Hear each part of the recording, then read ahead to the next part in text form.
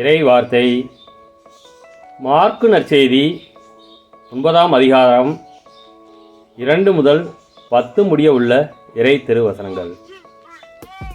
அக்காலத்தில் இயேசு பேதுருவையும் யாக்கோபையும் யோவானையும் அழைத்து ஓர் உயர்ந்த மலைக்கு அவர்களை மட்டும் தனிமையாக கூட்டிக் கொண்டு போனார்.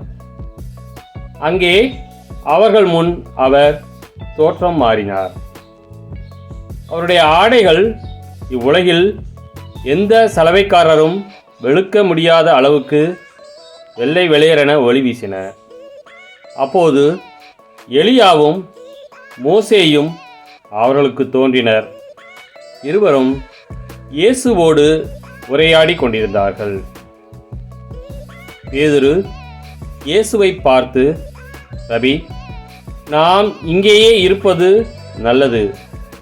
உமக்கு ஒன்றும் மோசேக்கு ஒன்றும் எலியாவுக்கு ஒன்றுமாக 3 கூடாரங்களை அமைப்போம் என்றார். தாம் சொல்வது என்னவென்று அவருக்கு தெரியவில்லை. ஏனெனில் அவர்கள் மிகுந்த அச்சம் கொண்டிருந்தார்கள். அப்போது ஒரு மேகம் வந்து அவர்கள் மேல் நிழலிட அந்த மேகத்தினின்று,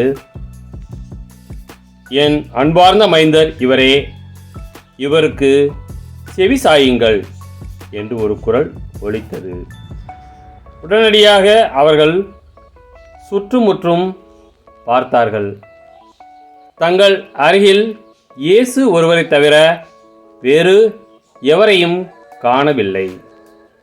அவர்கள் மலையிலிருந்து இறங்கி வந்து கொண்டிருந்த போது அவர், மானிட மகன் இறந்து உயிர்த்தெழும் வரை நீங்கள் கண்டவற்றை எவருக்கும் எடுத்துரைக்கக்கூடாது என்று அவர்களுக்கு கட்டளையிட்டார். அவர்கள் இவ்வார்த்தையை அப்படியே மனத்தில் இருத்தி, இறந்து உயிர்த்தெழுதல் என்றால் என்னவென்று ஒருவரோடு ஒருவர் பேசிக்கொண்டார்கள்.